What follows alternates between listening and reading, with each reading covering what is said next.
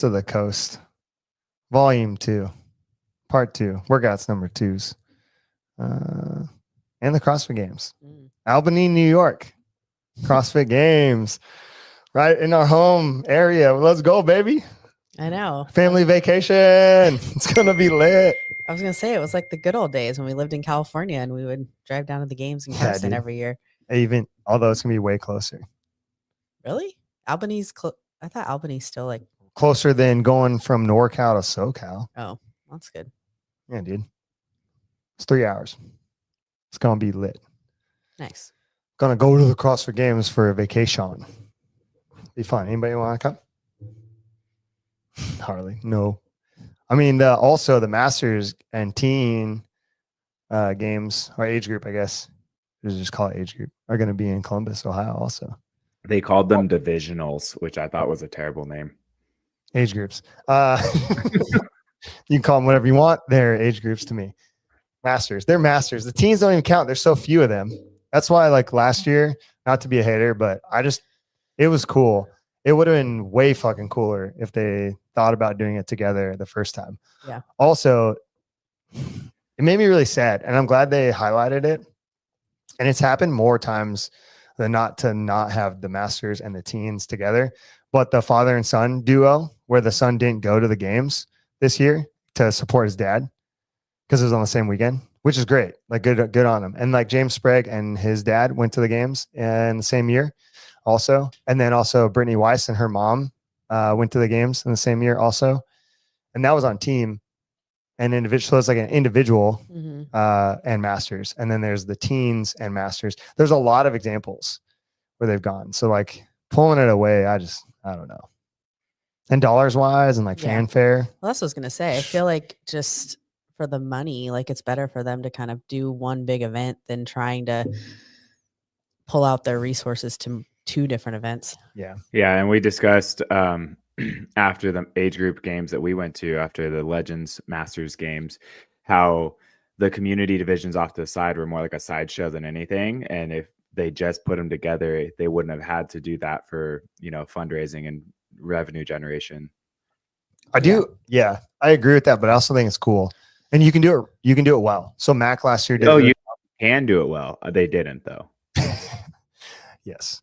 But Mac can do it they did really well, and so did Granite Games those couple of years, and they could bring it back, but they gotta try. They gotta try to do it well. I think the community events are cool. I think they are too. I think the more opportunities that people of all levels get to participate in the sport just drives those events and creates a bigger buffer and support for them to continue operating. Yeah. I think it's good for everyone. And we've talked about it a lot lately of like looking for opportunities to utilize your fitness and actually like take place in playing the game. Like it adds a ton of value for everyone. Especially now with narrowing. I mean, there's definitely, not for Masters and age groups, it's the same, like percentage wise qualification. But for like the people who want to become individuals or the bubble athletes, like you got to get out there and use your fitness and get in and compete where you can, because it's really tough. Yeah, to do it otherwise. Cool. All right, Fitness to the Coast. We got 2 new workouts coming out, and then we got some workouts on Friday. We also talked about NorCal Classic last week. Went over those workouts. We got some people doing them. Pretty fun, pretty good. Not going great, not going bad. So either way. Who's not? Okay, I won't ask that question. I was like, who's not doing great? Oh, Paige, because she's at altitude. I already talked. Yeah. Oh, that's a rough start. I mean, how long is she going to be up here? September, June, I thought. Till she June. Said. Yeah. Wow. Yeah. I know. Yeah, she doesn't adapt either very well. She doesn't have a big out. She doesn't have a huge suppression, but she doesn't adapt to it well. Right. Again, like she's still pretty dang fit. She's just not optimal here. Mm-hmm. And then, but it doesn't get better. No, not for her. No. Let's see. You got the Fittest of the Coast back end lady. Pull them up. I thought you kicked her off. No, she can do stuff. Look at her. Oh, wow. She's doing stuff. Fittest of the Coast, event 3. She's the lady behind the curtain.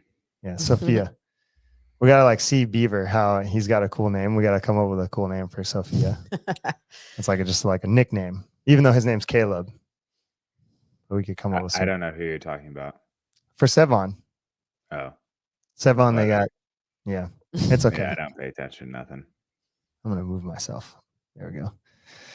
All right, event 3, individual event. You got 50 and 40 cal ski, adjusted ski for the ladies. How do we feel about that? What do you mean? Like that they adjust because at the games they've had a few times where they don't adjust it. They don't adjust cals.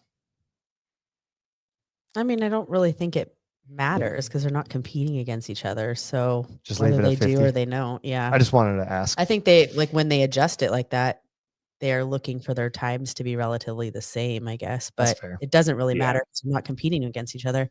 I think it's completely comes down to a scheduling issue and Yeah. running the event as an organizer. When you have the luxury of being like, this is the games, all these people can do it under this cap.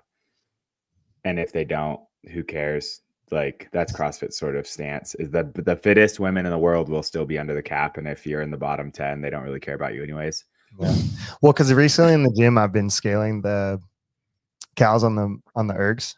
Yeah. And I mean, kind of like back and forth, and I like watch it happen. And then everybody gets off at the same time, which is cool. And I know people like that. But I also think about like, man, if you do that often enough as like a female athlete, like think about how much endurance you're leaving on the table.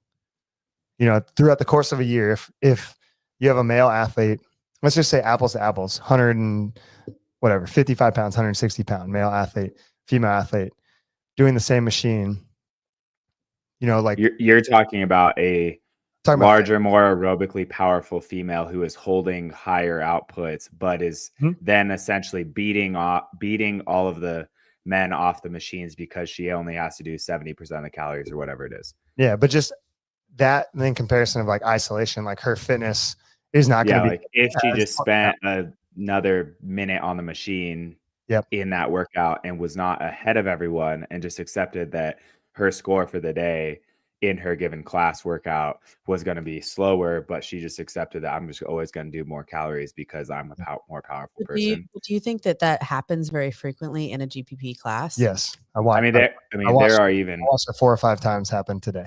They're even more outliers on the men's side as well. Like it's not just a scale the women's. I think that there are men who could scale up the calories as well because they're beating everyone else off the machine by like a minute for the same cows. So like there's a guy named Luke at our gym. He's 7 foot tall and weighs 270.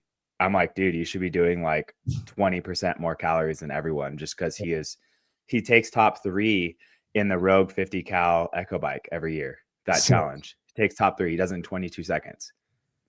What a baller. Dude, he's a monster. He's a savage on machines. Like that's what I mean is like just looking at fitness wise. I know we're like getting off topic, but this is kind of cool. For sure. Fitness wise, like you do that enough times throughout the year, I do think you're leaving some opportunity of volume and time on the table, right? Because you just talked about a minute of time for like 10 calories. And so 2 minutes in this workout, you're leaving 2 minutes of opportunity to be more aerobic. Now I'm only thinking about this because like the rowing sessions that I've been doing, it's time-based that Marissa has me doing.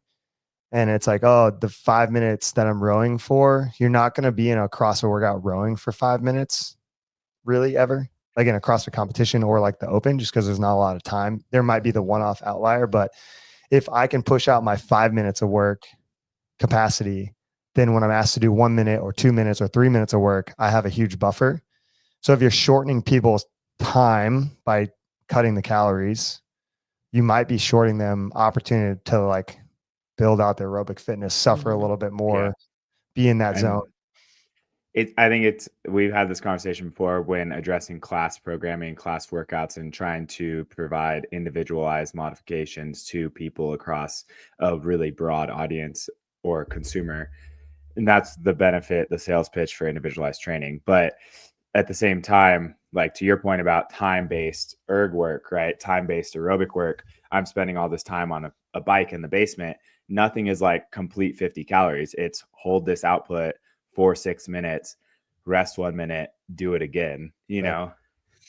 And so to your point, if you are trying to optimize aerobic output, you should have you should reflect upon where you fall on this sort of scale of like, are you exceptional on machines? Are you the average, or are you behind the curve? And then you should be trying to adjust your calories for the given session for what it's intended to be. If Yeah, we're just looking the for it top- to be like in the female example to male, if you got a Right. bigger female who's crushing it in their aerobic, yeah, just be like, no, I'm going to do the 50 calories in class today. like So- if we're looking at this 50 cal ski and we're expecting an RX athlete or high level, you know, it's a pro, this is the pro division. So we're looking at a high level competitor, Move to the male RX. athlete, probably doing this in 2.5 to 250, right? Yeah. Holding around 1200 ish, just to start the workout, because that's probably the pace you're going to have to hold. And so we're looking, if this was a class workout and you're at the board and you're briefing like, hey guys, we're expecting this ski to be around that 2.5 minute mark, and someone's not very powerful on the ski erg, maybe they're just skiing for 2.5 minutes and then trying to replicate the same calories on the back end, right? Mhm. Like maybe they only get like 30, whatever it is. Yeah. Or the opposite. It's like, hell, if you crush 50 and you're only at a minute 45, keep going. Like, good for you, you know, which would be insane. But like, you get my point. Yep. I mean, 18 to 20 cals a minute on a ski erg for anyone is a pretty hot click. Oh, for sure. So like, I would say someone's going to hold 15 cals a minute comfortably, knowing that there's more work to be done. But yeah, you're trying to shoot for that 18 to 20 cals in that pro division. Sophia, go over to the RX real quick to see if there's any change. No, RX has no change. Okay, cool. Yeah, so I mean that is the big piece there in the front end, because the torque tank, we know you can't push it. Like you try to push it faster, it doesn't go any faster. It hits like a top speed because of the magnets. So like you have to just push it at that speed that they have it at. And arguably it punishes you if you do try to push it faster. Yeah, because the magnets are just pulling on each other and they won't go. So that's the problem with the torque tank that people bring up and criticize all the time, is that it's a fixed rate of travel. Whereas like a sled on a turf field or even like the rubber, you can push it a little bit harder. And as you pick up speed, as long as there's not a lot of friction, you can continue to apply a little bit more force, which then makes it go faster. So you're getting more velocity out of it. Whereas a torque tank, because the mechanism of the magnets on the wheels, you can only push it at the rate that it wants to be pushed at, or else it like stops, like Harley said. It doesn't stop, but it like, it's there. It's like pushing it into a wall, and you're just continually pushing it in that wall, and you can't get it to go faster than the wall. It's great for a training tool, theoretically, in theory. But to your point, there's no separation value or reward for people who are willing to work harder. Yeah. So like if you're really good at handstand walks, knowing that about the tank, you definitely want to push the ski, like Harley's saying, in that front end. If you're a good skier. If you're not a good skier, then like don't try that, because you'll blow up. Because like if you're somebody who gets like 12 cals a minute and you try to jump to like 16, you're gonna be in hot water real fast. So just stay within your range of like your ski pace, and you have some time to work on those ski paces.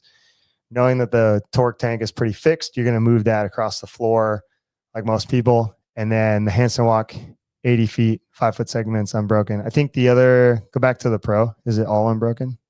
I don't think it has the 5-foot segments. Yeah. You have to do 20. You have to go to the 20-foot mark unbroken, or And 40 pirouette. unbroken, and pirouette at the 20 mark.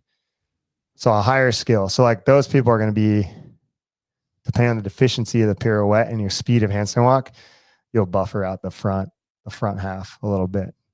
But the other people, everybody else, it's like a race to the total bar.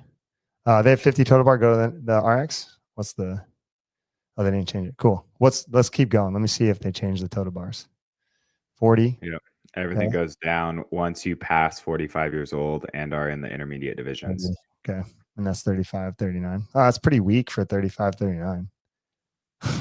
What's 35, 39? Go back. Go back to 1, 2, right there. 35, 30. That's 55 to 59. Yeah, sorry. That's not weak at all. That's good. That's not weak. That's appropriate. Don't pick on our geriatrics. Sorry, 35, 39 is right there. Drop a comment if you're our geriatric. You're our favorite. Yeah, you are our favorite. Well, one of our favorites. Also, Sophia's our favorite too. She's going to be doing this event. All right, so it's 50 total bar. 20 a minute. So you're done 2:30. 5 every 15 seconds is a great strategy just from a pacing perspective. practice that. Or if you're like me, I like to go 12 and 8. To get to 20-minute. Faster than 20-minute, but I love 12 and 8. I love me a 12 and 8. Oh, me too. I love descending rep schemes, but I mean, at that point in the workout, if you are, Marissa, if you are a little hot by the time you get to that middle section of work, and starting with a set of 12 might spill you over, don't be afraid of breaking it up a little bit more, as long as you can stay really disciplined with that rest period. So like, theoretically speaking, a toe to bar is about 1.5 seconds a rep, plus or minus, right? Roughly. So we're looking at 5 reps taking 7.5 seconds. You're basically doing 1-to-1 work to rest for 5 on the 15. So it's super sustainable. You just can't let that clock get away from you if you're going to take that many breaks. Yeah. And I would also argue with people that you need to chalk one time and stay on the bar. Like, you don't need to chalk to finish out 50 toe to bar. Well, I mean, bars are wild theory, but yeah. And if you really want to chalk, like, it would be only appropriate because you're coming off a handstand walk. And if like the mats are a little bit wet, or it's a humid environment, right? We're going to be in South Carolina. Let's just say people are sweating more than they're used to. What? It's not going to be bad this time of year, but yeah. I mean, it's not going to be bad heat wise, but there's still moisture in the air, right? So it'll be crisp. Yeah, we can bring Sophia. She lives there. She'll tell us. It's not that humid, and it won't be humid in February. But yes, sometimes that is in Georgia in the winter. The walls were sweating.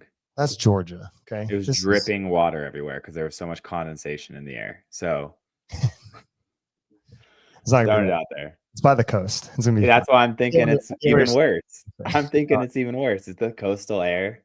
It's very, very moist in my mind. Sophia, tell us how it is right now.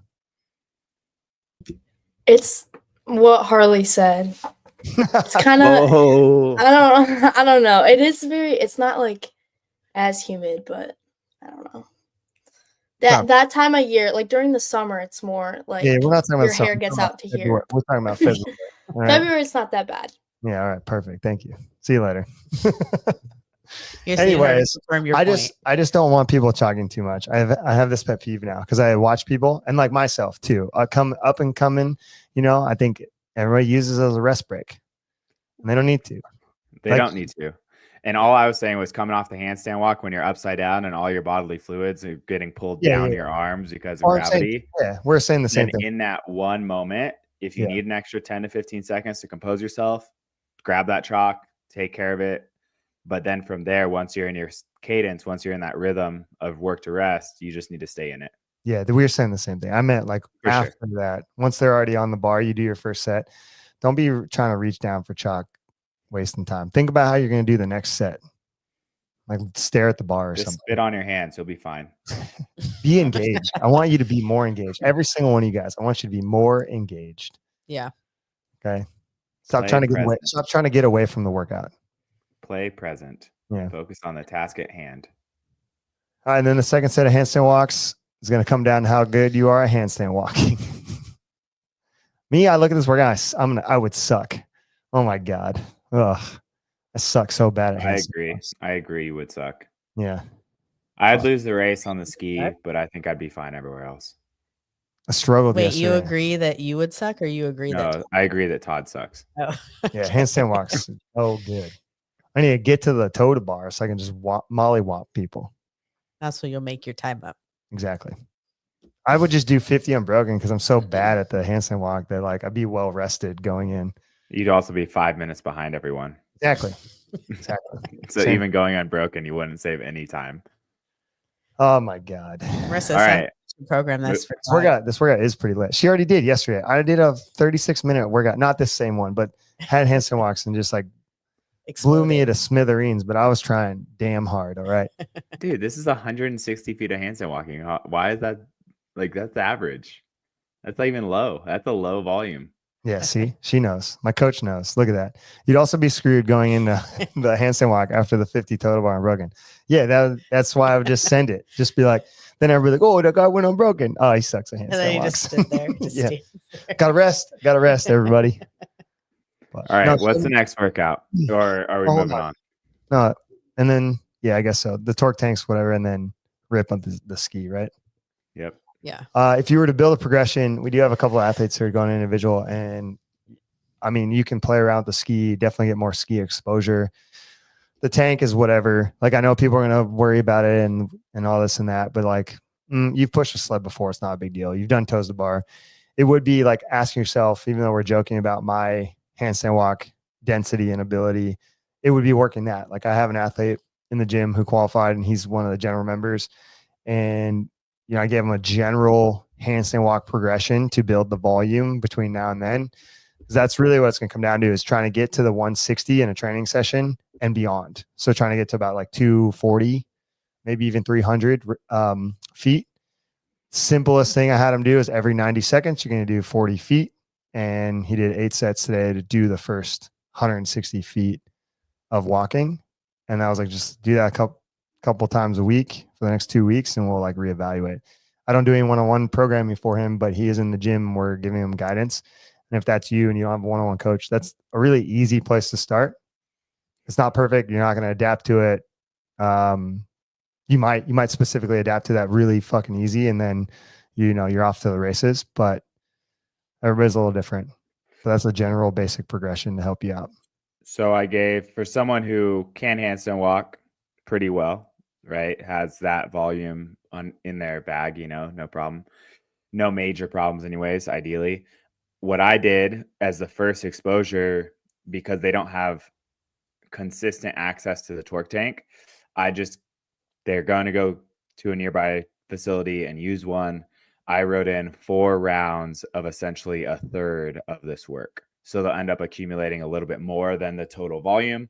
Yeah. And I left the ski out. So essentially it went torque tank, handstand walk, toe to bar, handstand walk, torque tank. 4 sets of that at about a third of the work, third of the volume. No, sorry.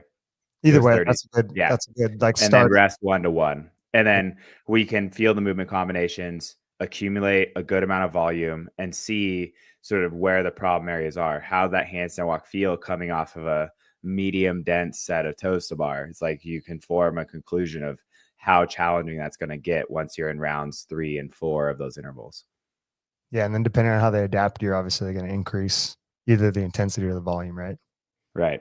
You can increase intensity or volume, or like I was getting at, if you find out that a dead set of toe to bar and a handstand walk is actually a really big problem, or handstand walking after the torque tank, you then can train that movement combination over the next 2 weeks. Something like walking lunges into handstand walk, or a sprint on the bike into handstand walk, where we're pumping up the legs, pulling that blood downstream, and then asking them to coordinate themselves upside down. Something like that. Or you can just be like Justin Medeiros and kick down. No, she was talking about you. I know. She was saying you would have to do 5 feet. And I would do that. I have no shame. Go to 35, 39 people. Are we on it? Yeah. Yes. Oh, 5 foot unbroken seconds. I got that. Yeah. That's what I would do out there. People be like, look at this idiot. I'm like, hey, get her done. They'd be like, how the hell did you even qualify for this? Well, they didn't test handstand walks in the qualifier, dude. I don't know. I don't remember. That was like a year ago. I did it. I didn't qualify. It doesn't matter. That was like 5 years ago in my timeline. All right. Pull up the team one. Oh, my favorite. All right, Fran. We're doing Fran. Well, the pros are doing chest to bar Fran. Everybody else is doing Fran. Go to the RX too. Just scroll over. Yeah.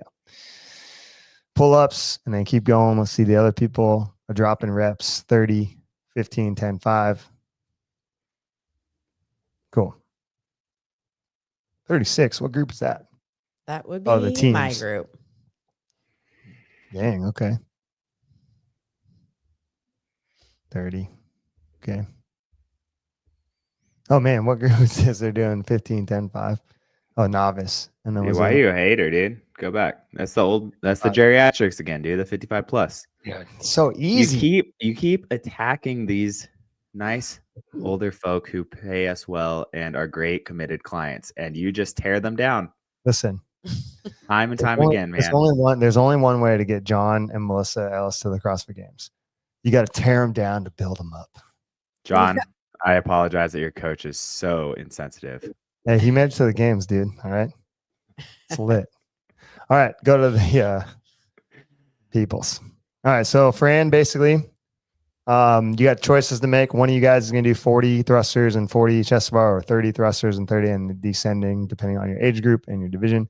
And then the other one is going to do a deconstructed or a Fran. I wish they just did Fran, like 20, 45, 45. Because it's 20, 12, 18. It might as well, like you're one away from 21 and one away from 9. Would it hurt you that bad to go 21, 59 and just go 45, 45? Yeah. Like realistically? Yeah. It would have been cooler too, because the carnage, oh man.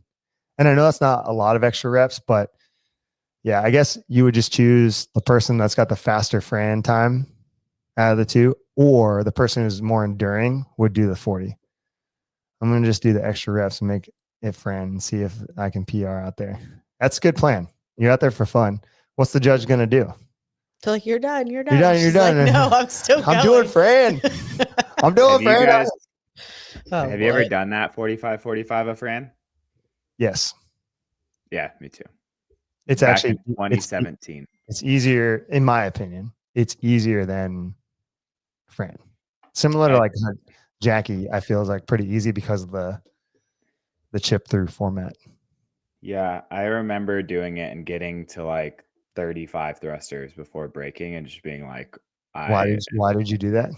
No, because I watched other people do it unbroken. And so I was like, I'm going to do that too. And then I was like, oh, this is hard. I think at the highest level, it's definitely just an unbroken workout. I think in the pro division for the highest level teams, the 40 and 40, they can do that. Yeah. So if people were doing it back in 2017, it's not out of the realm here for sure. Yeah, and you just stick your most enduring person on the 40. There's enough time too to test it. I had an athlete go through the 20-12-8 section, and she actually did it really fast. And I was like, see, and she was going to do the 40 and 40 with their team makeup. And now because the one teammate did that, they're like, we might change this. So it could help. I don't think you both need to do it. I think just one of you who's pretty confident and wants to test like one should do it. And just like take that into it. Cause like if you're a CrossFitter, this should be, I don't want to say it's easy for you, but this stage in CrossFit, everything is a derivative of Fran that is thrusters and pulling, whether that's ring muscle up, bar muscle up, rope climbs, thrusters, like, Tommy V, derivative of Fran. The last open workout of this last year, derivative of Fran. Like they're just, you got to work on it. The only factor I think that could be layered in here. Even my wife. Hold on, I forgot that the combo was, but I have done a million iterations of the chipper to sprint through the person while my pal sprints back and forth. She's done a million iterations, people, of Fran. No, she's talking about of the chipper for partner A and then rounds of the combination for partner B. Mm-hmm. Like deadlift assault bike on the teams. Pairs A did 45-45. Pairs B did whatever it was, 21-59. Oh, I see. So I think that's what she was saying. Okay. It is a classic format for a competitive format or a competition format, whether it be teams. Either way, Marissa has done a lot of iterations because even like our friendly Fran progression, when I was trying to get her to do a 5-minute friendly Fran, that's the worst. Yes, Harley knows because he's one of my sprinty pals. Yeah, that what I was going to say, Sengo, is in choosing who does which portion, there are kind of two layers to that. I would say that especially on the women's side of things, whoever has the pulling endurance capacity to manage the 40 chest to bar after the thrusters or pull-ups, I think that should be the determining factor of who can get to the 40 the fastest. And then the other one at that level is probably going to be able to manage the 20-12-8 without a problem at all. So I think that on the female side of the sport, the 40 chest to bar or 40 pull-ups is the only kind of determining factor from a capacity standpoint at the higher levels. And then otherwise it comes down to like an athlete archetype and mindset, like whoever has that grit, for lack of a better word, who's willing to just hang on to 40 thrusters and just trust that they're going to be okay. Because if an athlete has any, any negative self-talk, doubt, whatever, that's when you're going to get to that 30-ish thruster range and be like, oh no, I have 10 more. What can I do it? And the answer is yes, you can, but it's, you know, it's all in the mind at that point. Which partner is going to hurt more? I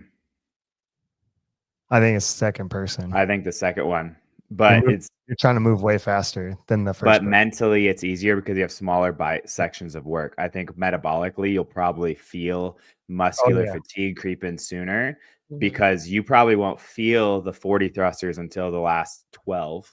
Let's say that, right? Maybe 15. And I don't even think metabolic burn until you're like middle all of this the talk pull-ups. is just giving me anxiety. Oh, yeah, you got to do it. But you're not going to feel the metabolic burn until you're in the chest gives bar. me anxiety every time. All right, so the person who has higher pain tolerance should go second then too. That's another factor. I think the person who's the most disciplined in transitions should go second. The person who could just blacks out goes go all the way first. to the end.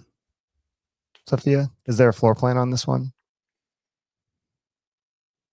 Yeah, like are you advancing your bar? Yeah, I don't think based on the other floor plans we've seen that because they're like 20-foot gaps and they go out and like 10 feet gaps on some of the other floor plans, it only goes out to 40 feet. I don't see them moving the bar forward because there's going to be a beginning unless they move it forward for partner 2, so to show which partner is going, you know, which pair is already onto the second person. Yeah, then you That'd have be an easy one movement forward, you know. Yeah, so you have like a 15 to 20 foot transition every time. Yeah. I still think it would be the squat speed, like the movement speed is still what matters. Because if everybody runs that distance, it's going to be the same. You know, but as soon as someone loses focus or doubts themselves, shit goes south, man.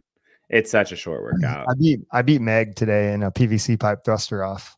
Think about this. I did not do this math, but it's at 6 minutes. We're going to 3. So you're doing both people have to be a sub 3 Fran essentially. Get it done. I mean, I've had an athlete who did in 209. So I mean, it's doable. I think really high level Fran times are low 2s, you know, like really low 2s at this point. It's 5 less reps. What? It's 5 and it's 5 less reps. So 10 total. Correct. So like the fastest rates of travel here are probably gonna be like 150. Yeah, it just depends on the distance of the like the bar from the rig. And that, I mean, it's minimal, but I don't think that's going to make or break a team, honestly. It can, like you said, if they lose focus and they don't run to the bar quickly and run back quickly and they're just like not in it. Yeah, 100%. But like, I hope it goes by so fast though. Yeah. And I hope most people are in it enough that they're not losing focus on a 2-minute workout. Oh, for sure. All right. Speculations on 3. Based on what they have here. I mean, that's such a fast rate of travel. If they're starting immediately into the next thing, I would assume it's a skill test or a lifting test. For sake of just being different, I would like it to be a skill test of some sort. Or this would be terrible. Torque tank, 5-minute AMRAP. You push, the partner push. Yeah, that would be rough. But I feel like you just like what you talked about earlier about how it's kind of a fixed rate of travel. It's almost like, where's the separator going to be? In the other workouts. That's how CrossFit is. I know, but then they don't need that. They don't need to have a separator in every workout. I get what you're saying, but like the other workouts will create separators. Whatever this event 3 could create a separator. I understand what you're saying, but there are like some workouts that don't need to be a separator. I don't think so. Then you're just doing it to suffer then? Yeah, dude. That's like 90% of CrossFit. What do you mean? Do you remember that Granite Games, like you ever done sled drag? That was stupid. Yeah, team sled drags at Granite Games. Suffer. No relevancy. Awful. Yeah.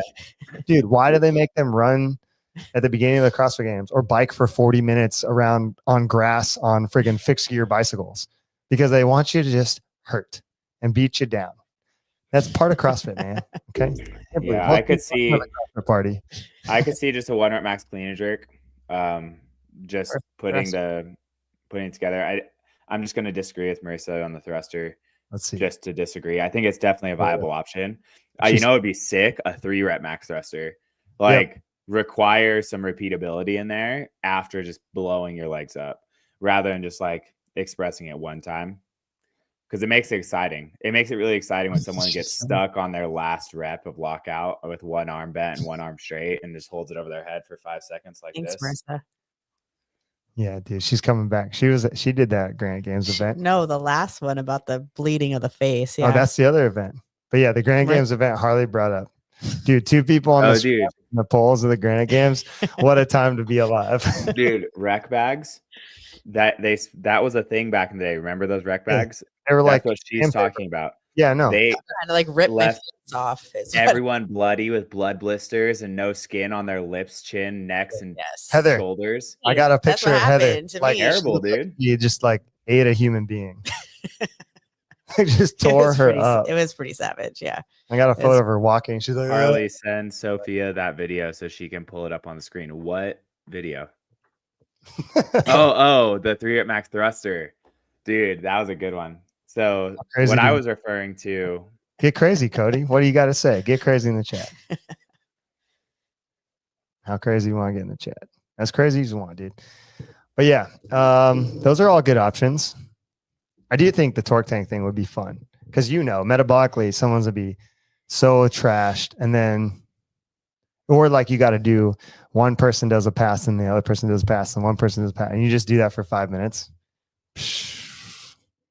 Woof. woof. That's why I like Glad it. you're not doing it, huh? I mean, I'll tell you what, I'd much rather do that than do the fucking Fran. Yeah. Same. We need to drop a box for Sophia. What? What do you mean? Like a Dropbox so she can send links to Sophia and then Sophia I see. can I see. post it out. Well, he could put it in the private chat, and then she could pull it up, and it'd be all cool like that. Mm. All right. So I'll those are try. the two events. There's 2 more events. I don't know if 2 more events, but there's some events being released on Friday. They announced an outdoor venue, which we're gonna hate on Sophia or what? Give us your speculation, Sophia. I think Do you want to change it now that you saw? At first, I thought it was going to be a swim event, but now I think it's going to be like obstacle course. No, dude. They're gonna make you guys run down, grab a sandbag, and run back as fast as you can. That's basically what they're gonna do. They're gonna have You you saw run it. down and push a lineman sled back. Oh, dude. And She then wasn't run here down. for that. She wasn't here for that. I know. was so Oh good, yeah, though. she was. She was there for the games camp. You were there for that, right, Sophia? Yeah. Did Yeah. some shutdown. Brutal. Brutal.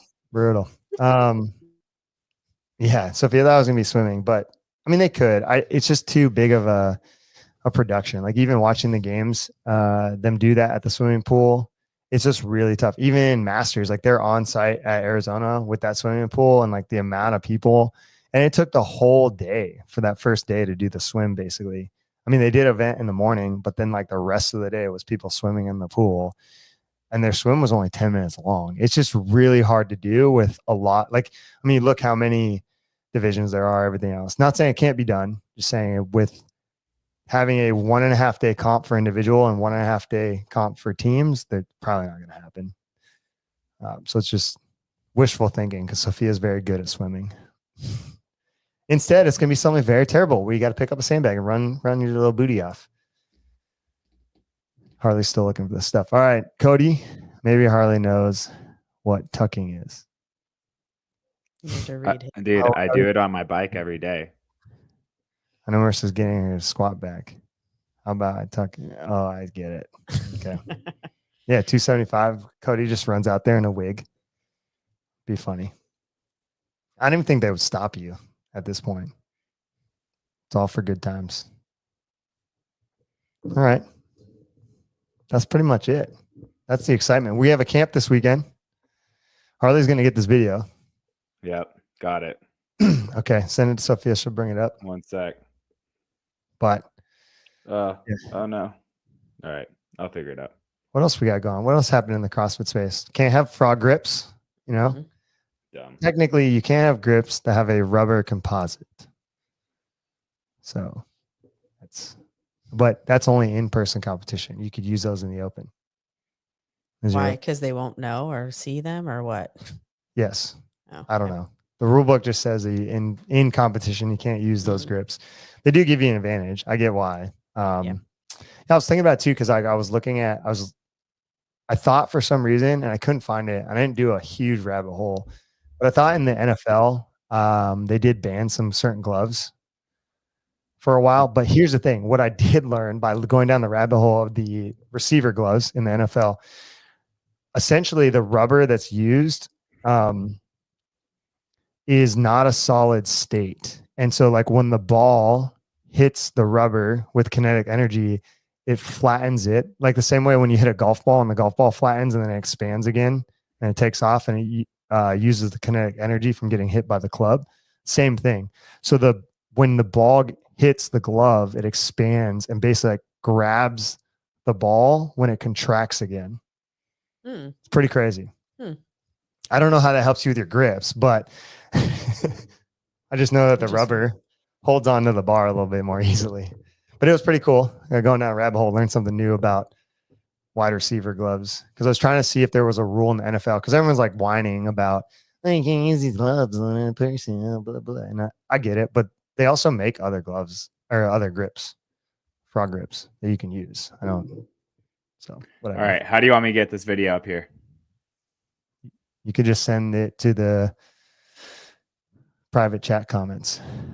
It's a private chat on your side. Yeah, I know. I'm on private chat. It won't let me drag and drop the file in. Oh, you have a file? Ooh, I don't know. Well, send it in Slack. Well, I mean, how else would I send it? Because text it over not on my phone. Oh, in Slack? Okay. Yeah, or text. Yeah, do it in Slack, and then she can pull it up through the Slack. Put it on her computer. Do screen share. You got it. Let's see. Heather Marissa said, because you can use them to get to the competition, but when you get there, but yeah, not when you get there, but not when you get there. Yeah, I know that was kind of weird. They're gonna police. Well, they can't police it. There's no way. They could just say don't use them. And then they also said you couldn't wear 2 knee sleeves, and people were doing that at the CrossFit games. So hey, don't hate on Hip and Steel. He's an old guy, dude. I'm not hating. I'm just the more sleeves you wear, the better. At it. Yeah. So. No, all right, Sophia, I sent it in the Slack. It's coming. All this anticipation for 10 seconds of greatness. No one caught him. No one caught him. So true. It's whatever. If you're not cheating, you're not trying, I guess, right? Those SBD knee sleeves definitely added like 5% to my squat. 100%. Like, automatically. Oh, I agree. I don't know. I think they should have allowed them. I guess that was my point to the NFL thing. I was looking at, oh boy. 3 rep max thruster. This is Fitness of the Coast event right here.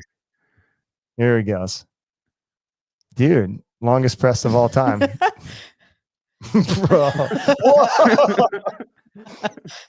Wait. Was that 225? Play that again. What was that? No, that was 255, I think.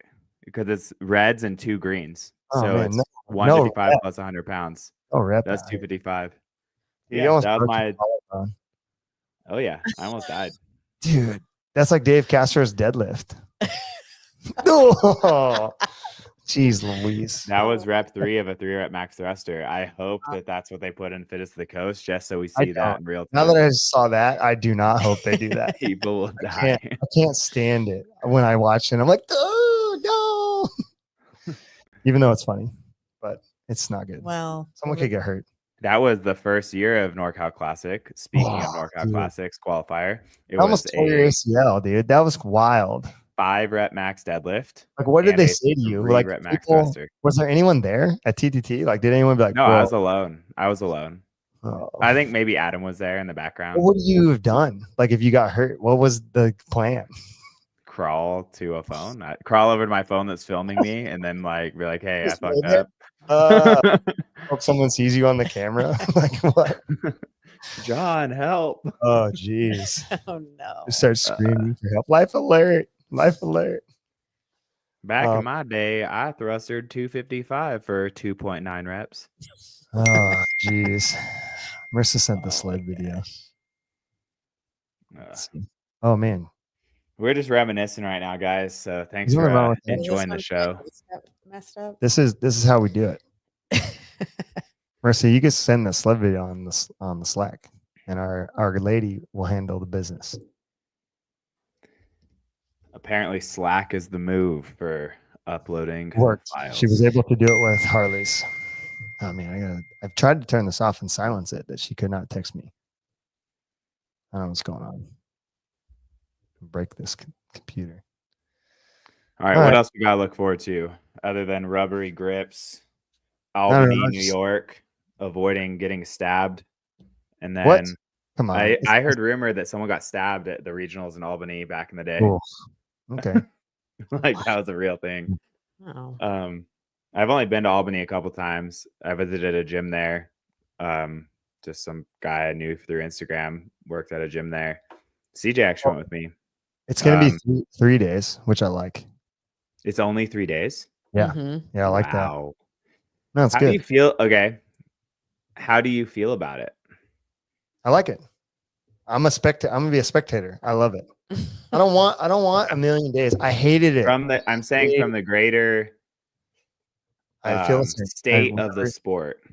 I feel the same. I think 3 days is good. I think we were watching. I don't want to hate because they were doing their best, but we were watching Clydesdale Media and they were talking about doing a circuit thing. And Caroline Prevost, I got on there, I was watching, and what she described doing as like a traveling event to affiliates was basically like the in-affiliate semifinal, which what she described was that, but it's different because she wanted to have a independent company, an organization do this for people to get invested in and compete, which my feeling as an affiliate owner and for a really long time is like, that's our responsibility and job. And we can do that. And we can make these in-house competitions that way.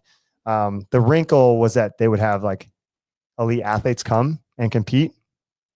So then you'd meet them and everything else, which is cool. Like you could still probably do that as an affiliate owner. So all of the things, like they're great ideas, but then I got in the chat and was like, after she described it, I just said, you just described the in affiliate semifinal and the community cup, which she did. And it's okay. Cause those are great ideas. Like in theory, both of them. And just a couple different ways to do it. So my feeling on that though, is because they wanted to do a 1-day event. I do think CrossFit and the space and for competition of like the 95% of people doing this, it would be good to figure out a way to do like a 1-day event or a 1-hour event for the people who aren't trying to express capacity across broad times and multiple domains, but just using some of the CrossFit methodology to do something. Because I like the idea that they were going for. I was being snarky more than anything, but I do like that they were trying to do like a gauntlet style, like Wadapalooza does, and build a workout where you just like roll through. Some of the volume, I was going to get in there and talk. Some of the volume is obscene, but you know, they're not. Have you heard of DECA? Yes, very similar, but DECA's more, I would argue, more in line with like High Rocks than CrossFit. So like just taking CrossFit, like let's say like their idea was they had like 3 or 4 different workouts or whatever, and people will flow through them in an hour cap. I think the gauntlet for Wadapalooza is the best example of what they're trying to get at. And you could do that a million different ways. And I like that. So like to your question, I want things to be shorter. I think it's more viewer friendly. I think there'll be more spectators. I think you can have people go a little bit harder. For the elite athletes, yeah, did they need to go 5 days? No, I don't think so. You know, I think the 3 days is good. I think the CrossFit Games originally was 2 days in Aromas, and the first CrossFit Games ever was 3 events. And I know the sport and the capacity has grown from that, but could you have them do 3 events and still crown the fittest? I think so. Would it be the fittest person? No. Would it be the fittest person for that year? The same way Greg said for a long time, like the NBA finals are the best team in the NBA, or the NFL is the Super Bowl champion for that year. Because like, yeah, I think that the only bringing up the comparison of like that is they're the best team for that sport for that one event, sure, but the way and the process they got to that point had a lot more data points throughout the season, right? Sure. Like, well, I have so many games, so many points, so many whatever, and we just don't have that in our sport. I think it's so. Yeah, but I would argue it's a 3-step process. I mean, it does whittle down really, really well, but it's essentially we have 3 games. They have. So then my question would be, how many events 100. do you really need to prove it? I don't think you need that many. And I wasn't asking about, do you think the timeline, how do you feel about the timeline? I was thinking about the broad picture of like, okay, we went from Madison, Wisconsin, which at first people are like, why Wisconsin? And then we got there and it's like, because it's a really cool town. It was a really great area. It was really supportive of the space. There was lots of resources nearby, etc. Like it made sense. We went from Southern California, which I mean, Carson isn't great from a resource perspective, but they had everything that they needed nearby. And then went from Carson to Madison to Texas, which on paper was like, all right, it's going to be hot, but like maybe that's not a bad idea. And then obviously events unfolded and they didn't stick around there for, I think, obvious reasons. But I would say that Albany is a downgrade in what seems to be resources, quality of environment, the types of demographics in the area, which is what attraction and pull and travel do you have to get there. Albany has an airport. I understand that. You can get there with a connecting flight. It'll be easy, relatively speaking, but you don't have Dallas, like an international airport right there. So you have JFK, you know, a 30-minute flight, but you have to take that connection probably. Mm-hmm. So sponsorships don't, I mean, I don't know enough about this, but through the rumor mill, I think that sponsors are very tentative at this point to get involved with what they're doing until things get some momentum and clarity behind them. I think that they're going to have a hard time, you know, generating funding. And this is a reflection of that. So my question was like your opinion of the broad scope of the climate and around these decisions that led to this. Yeah, I think my opinion is coming from the sport itself and like how to push competition forward. So that's why I brought up the Clydesdale media thing. Cause I think in theory, that was a really good idea to start that conversation bigger, like, cause that's serving the larger people, which I'm in the camp of like Taylor Self and everybody else where the affiliates have built this thing. And so the more that you can pump back into the affiliates and reverse the clock a little bit, and bring these people back into training through that, we can condense things a lot more. And I think affiliate owners who are doing a good job can push up this whole thing the way it was intended to be originally. And people who are motivated like myself as an affiliate owner, my wife, we want to help and support the competitive environment as best we can. And so I think that's a good step where we could do something like that and people generating these ideas versus like relying on an independent party doing something. And like you're saying, yeah. And the Marissa brought it up, like so far the lodging isn't looking great. Like you could go down the argument, like a Taylor Swift concert, this area that they're doing is not the best place, but the arena is good. Like we could nitpick that all day. I don't really care about those choices. They could make better choices to what you're saying. Like Madison was a great choice once people got there, but originally everybody had huge criticisms about Madison. And then once they got to Madison, everybody turned their back on California and was like, well, California was terrible. The lodging sucked. Its traffic was bad. And it's like, yeah, all those things are true, but you never said anything then. You liked that it was at the Home Depot / Staples Center, StubHub Center, whatever. So like, you could go back and forth on that stuff. But as far as like the competition and bringing it down to 3 days, I even think they could bring it to 2 days. I think 2 days would be totally fine. I know people would be upset, but I think the thought process of, let's say we have 3 workouts in the open, you go to semifinals and you do 6 to 7 workouts. Well, now you have 10 workouts that you've already been tested in. And then you go to the games and you get tested in, let's say 10 workouts or 8 to 10 workouts. You know, now you have 18 to 20 workouts that you've done throughout the season where you can program design to test broad times, multiple domains and find the fittest person on earth in that regard. So like, and I know people argue that left and right, but it's like the reality of it is if you know anything about CrossFit and the methodology at the level that they are choosing to do it, not your interpretation of it or my interpretation of it or how I choose to coach and program design, that will suit their needs exactly the way Greg and Dave intended when it was invented. Was me saying. Oh yeah, if they go that route, they would have to have a cumulative leaderboard. I think that's true, but they don't do that.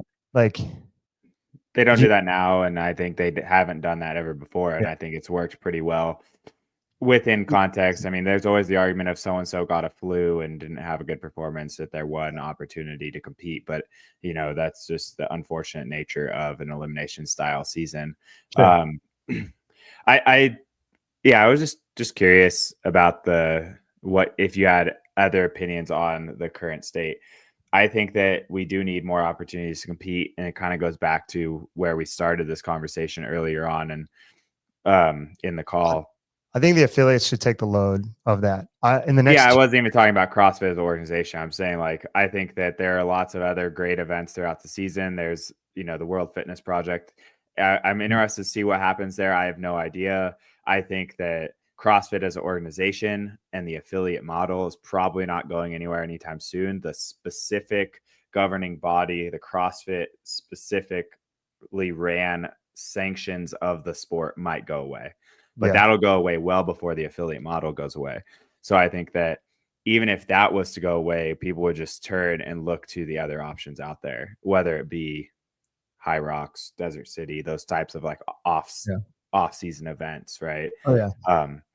They're not going anywhere. And I think that any idea to increase activity in affiliates is going to be the best option for sustainability as a company, a community, an organization. But things like the lift off back in the day, that was really fun and cool. Just another another off-season competition that's supported by the governing body of CrossFit that allowed people of different specialties to thrive, right?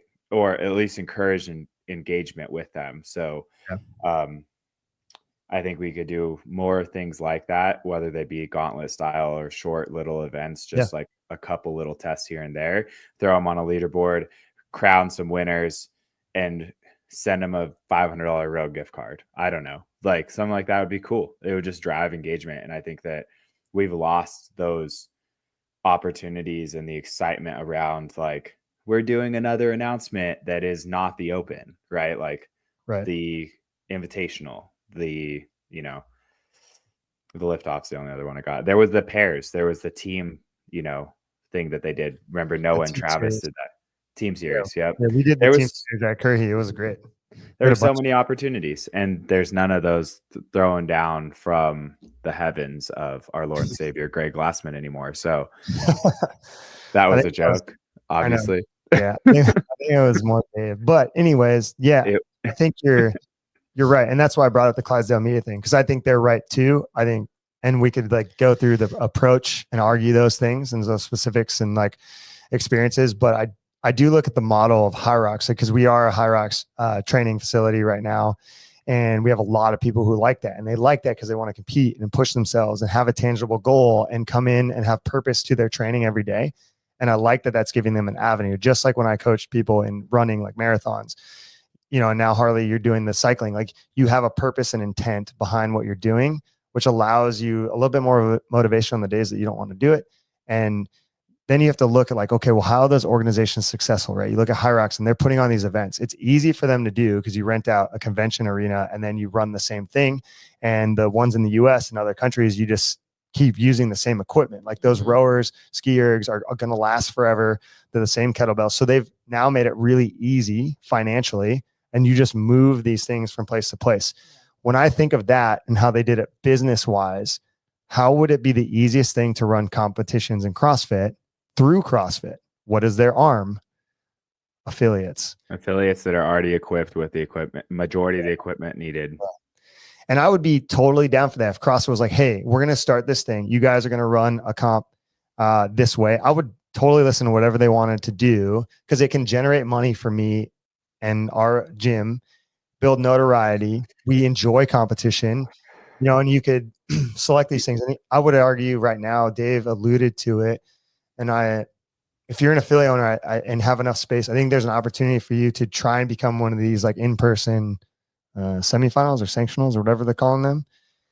And you may not get a spot to the games, but if you hold these people who are in the top 1% within your area, let's say a gym, like I want to do this. I want to take anybody who's in this area who's top 1%, come to our gym. We'll have AFJ judges. We'll have the lanes set up. We'll have the equipment. We'll get your videos done for you the way we've done historically for semifinals in the past. Quarterfinals as well. And quarterfinals, and have people come here and we'll help you and assist you and give your best foot forward and give you a race format and setting.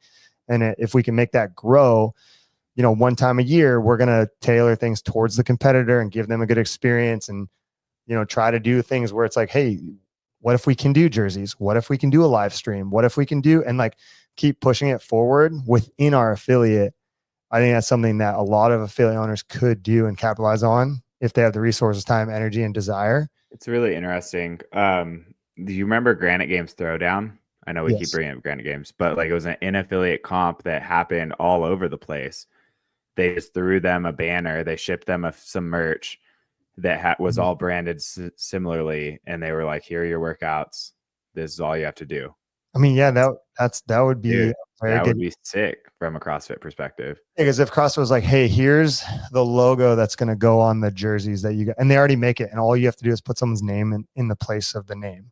So everywhere around the world, at every affiliate, that jersey that you get looks the same, and you get those printed, you get the money for that, you get the registration fees, and they're giving you these media resources to pull from, an expectation of having uniformity and consistency the same way High Rocks does it.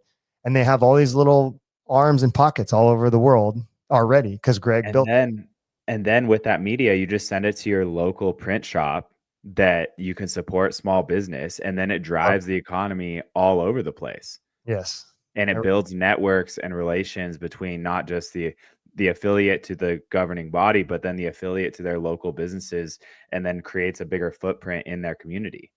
Yeah. Man. And you can share resources too. If you have affiliates that are close to each other and like they want to get involved, I know a lot of affiliate owners don't want to like partner together, but I would be open to being like, hey, let's partner together. Let's build something and let's do this as a group, like a collective. To really look at Harley, like, it's hard. No, I feel very fortunate to have started in Central California where everyone was doing their own thing and there were lots of different gyms, but I was friends with everyone, and I felt that the inter-gym community around California, not all of California, but at least the Central Valley, was pretty dang good. Like I could go to any gym on any given day and everyone would be like stoked. And maybe that's just a me experience, but I felt like there was often like Nardog CrossFit was going to have a weekend throwdown or Friday Night Lights, and like 7 different gyms would show up. And it was just like, we were just stoked to all be doing fitness together. And that was what it was about. We're dinosaurs, dude. And we're fucking past that. And everyone's like, they're the competition. We don't associate with them, like from a business perspective. And it's like, man, I miss that inter-gym community. There's plenty to go around. And Ben Bergeron used to say this. It's like, they're not stealing fish from your pond. They're just making the pond bigger. You can't fit everybody in your gym. For sure. You run out of space. It's silly. All right. All right. Glad we got it. Marissa, bring back Granite Games. Speaking of which, Sophia, pull up that sled workout. We'll wrap up the show with a little reminiscing. Oh yeah, this thing fucking sucked. You talk about just this was the worst. Toughness for the sake of toughness. Come on, guys, do you remember the workout? What it was? Was it 400 yards? Yeah. Turn down the volume, Sophia. Turn down that volume, Sophia. There we go. Everyone's screaming at them. Look at these guys. I was team of 4, so I was team of 3 that year. And we had 2 people on the straps, 1 people pushing. Change it. Hurry. Look at Heather. Look at Heather waddling around. Bro. My legs are probably exploded. I want to say it was 400 yards for time. You had to go down and back 4 times. Yeah. See? That's what I mean. It was sometimes just walk in there too? Yeah, I think there was. I think you guys had the handstand walk was with the rec bag one. Yeah, that's different workout. Yeah. This one was 2 parts. It started with an obstacle course down at the one end of the field, and then we had a couple minute transition to migrate to our start mats for the sled, and then we did 400 yards. Your memory is impeccable. I'm impressed. This was a good comp. Dude, I won the scaled division there. I'm kind of a big deal. That's true. You have a medal from that. Dang. I thought it was RX. It was. Oh, you said scaled. Give yourself. He has it like hanging. He has, dude. Let's go. Hang that shit up. Let's see it. Woo, baby. Yeah, I mean the scaled comment was a joke, but yes, it was RX. Yeah, I still keep this thing. I live in the past. Back in my day, I was a big deal, dude. Let's go. Yeah, this Dude, was that the obstacle course was sick. course. We won the obstacle course by like a minute. We You won crushed it. everything. You have a first place, a medal. Yeah. Well, we did not win the sled. Come on. Put it that way. We died. Bleeding for the team. Yeah. Yeah, I'm glad. That was good. Marissa and And I he think, almost like, broke her I think we femur. lost That's our true. minds. That's true. When she fell off and then like hit the log thing. Oh my God. Woo. So good. Yeah, I may or may not have a little bit of the tism That was when it probably comes one to of the best. CrossFit memories. That was really fun. Oh, bro. What's happening? All right. Well, we'll wrap it up there. So I got to get going. I have another dentist appointment. Oh, yeah. All right. Well, We'll see both of you Wait. guys again. Yeah, dude. Tyler, Flying out. Tyler, see you. We'll see you soon. And CJ. Thank you for everyone listening. And hopefully the Clydesdale media comments came off positive because it was positive. I really enjoyed what they were saying. I mean, obviously, like everything, I'm critical about stuff and I have feedback. Teeth are falling out because you're. No, I have a mother-in-law who's a dentist who's like, your tooth is slightly crooked. We're going to put more Invisalign in your mouth. And I was like, sick. Nice to have, some people Nice. I don't. know. Yeah, for sure. Oh, absolutely. So she's like, do you want to keep doing this? I was like, just tell me what to do, dude. I'll do it. Just tell me what to do. All right. Yeah. It's who you know, not what you know, I don't know dentistry, but she does. All right, guys. Well, I'll see you in a few days. Cool. Okay. We'll see everybody on Wednesday next week. Like and